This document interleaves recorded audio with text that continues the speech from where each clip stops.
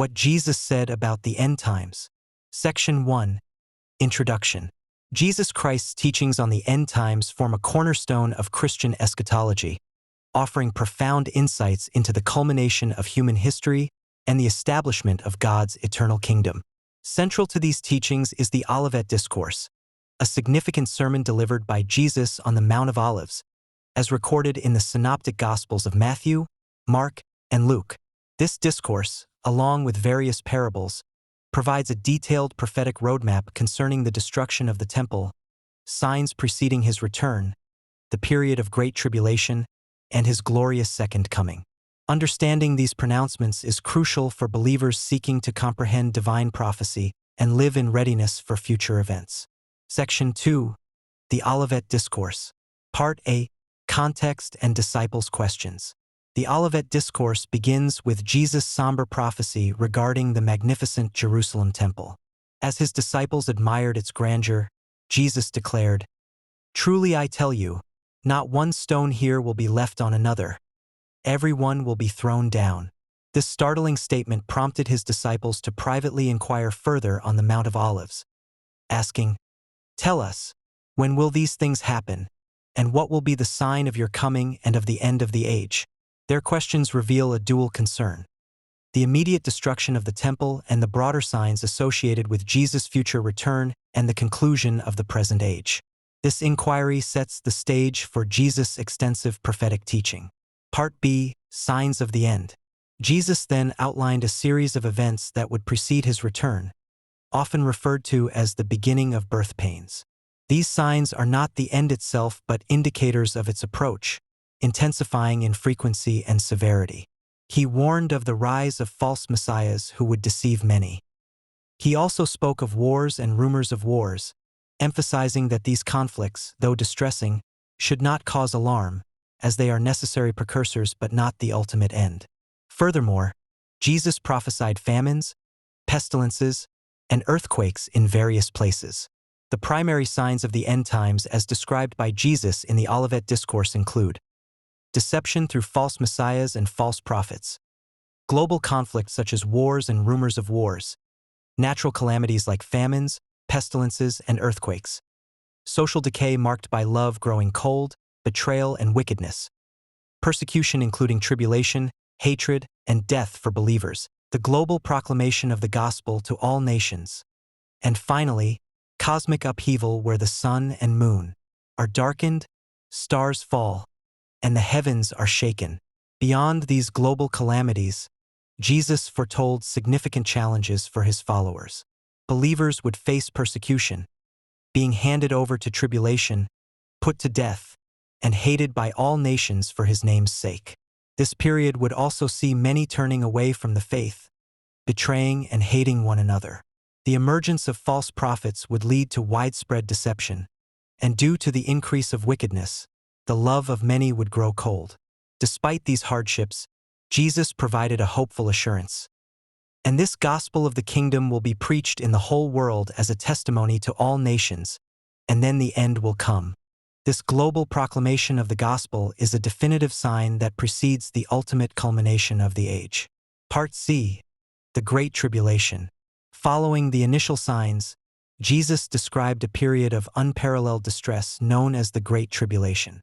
He pointed to the abomination that causes desolation spoken of by the prophet Daniel, referring to a future desecration of a rebuilt temple in Jerusalem, likely by the Antichrist. Upon witnessing this event, those in Judea are instructed to flee to the mountains without delay, as the severity of the persecution would be immense. Jesus declared that this period would be one of such great distress as has not occurred from the beginning of the world until now, nor ever will. He added that unless those days were shortened, no one would survive, but for the sake of the elect, those days would be cut short. During this time, there would be intensified deception, with false Christs and false prophets performing great signs and wonders to mislead even the elect, if possible. Part D.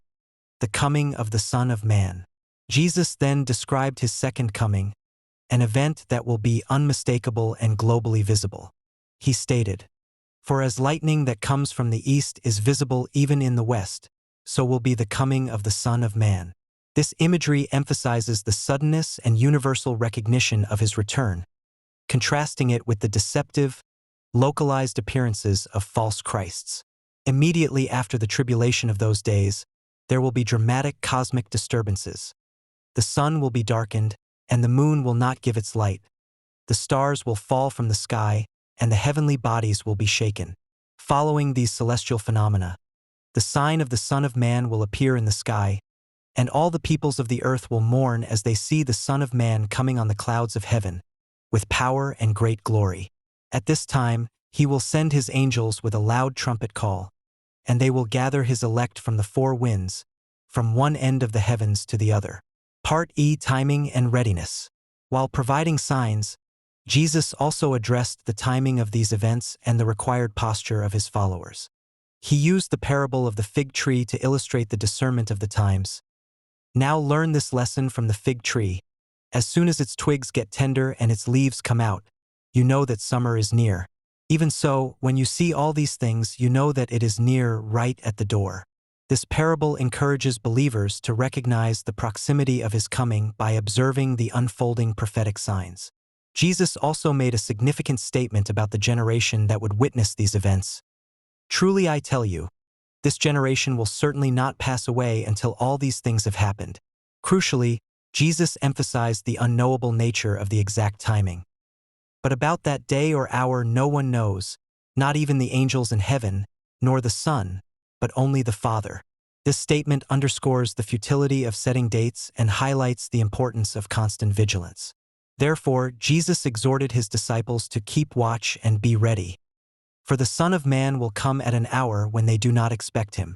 This call to readiness is a recurring theme throughout his end times teachings. Section 3: Parables of Readiness and Judgment. Beyond the direct prophecies of the Olivet Discourse, Jesus employed several parables to further illustrate the importance of readiness, faithfulness, and accountability in light of the end times. These narratives serve as powerful exhortations for his disciples to live purposefully while awaiting his return. Part A: Parable of the Faithful and Wise Servant. In this parable, Jesus contrasts a faithful and wise servant with a wicked one. The faithful servant, entrusted with the master's household, diligently provides food at the proper time. Upon the master's unexpected return, this servant is found doing his duty and is rewarded with greater responsibility. Conversely, the wicked servant, believing his master is delayed, begins to mistreat his fellow servants and indulge in revelry. The master returns unexpectedly and severely punishes the wicked servant, assigning him a place with the hypocrites. This parable underscores the necessity of continuous faithfulness and responsible stewardship in the master's absence, warning against complacency and abuse of authority. Part B: Parable of the 10 Virgins. This parable vividly illustrates the theme of preparedness for the bridegroom's arrival. 10 virgins, 5 wise and 5 foolish, take their lamps to meet the bridegroom. The wise virgins bring extra oil, while the foolish ones do not. When the bridegroom is delayed, all the virgins fall asleep. At midnight, a cry announces the bridegroom's coming. The foolish virgins, whose lamps are going out, ask the wise for oil but are refused. While they go to buy oil, the bridegroom arrives, and only the prepared virgins enter the wedding banquet. The door is then shut, and the foolish virgins are denied entry with the bridegroom stating, "I don't know you." The core message is a solemn call to constant vigilance and spiritual readiness, as the timing of the Lord's return is unknown. Part C: Parable of the Talents. The parable of the talents emphasizes stewardship and accountability. A master entrusts varying sums of money to 3 servants according to their ability. The first 2 servants invest their talents and double them, receiving praise and greater responsibility upon the master's return. The third servant, out of fear, buries his talent and returns only the original amount. He is condemned as wicked and lazy, and his talent is taken away and given to the one who has more. This parable teaches that believers are expected to actively use their gifts, resources, and opportunities for the advancement of God's kingdom, and they will be held accountable for their faithfulness in doing so. Part D: Parable of the Sheep and the Goats. Concluding his discourse on judgment, Jesus describes the separation of the nations, likened to a shepherd separating sheep from goats. The sheep, the righteous, are welcomed into the eternal kingdom because they demonstrated practical love and compassion towards the least of these, feeding the hungry, giving drink to the thirsty, welcoming strangers, clothing the naked, caring for the sick, and visiting prisoners. The goats, the unrighteous, are condemned to eternal punishment because they neglected these acts of mercy. This parable highlights that genuine faith is demonstrated through tangible acts of love and service to others, which will be a basis for final judgment. Section 4. Conclusion. Jesus Christ's teachings on the end times, primarily encapsulated in the Olivet Discourse and reinforced by his parables, provide a comprehensive framework for understanding future events and living in light of them.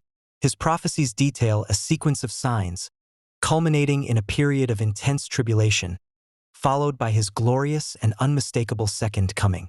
Throughout these teachings, Jesus consistently emphasizes several core messages: watchfulness and readiness, faithful living and stewardship, and love and compassion.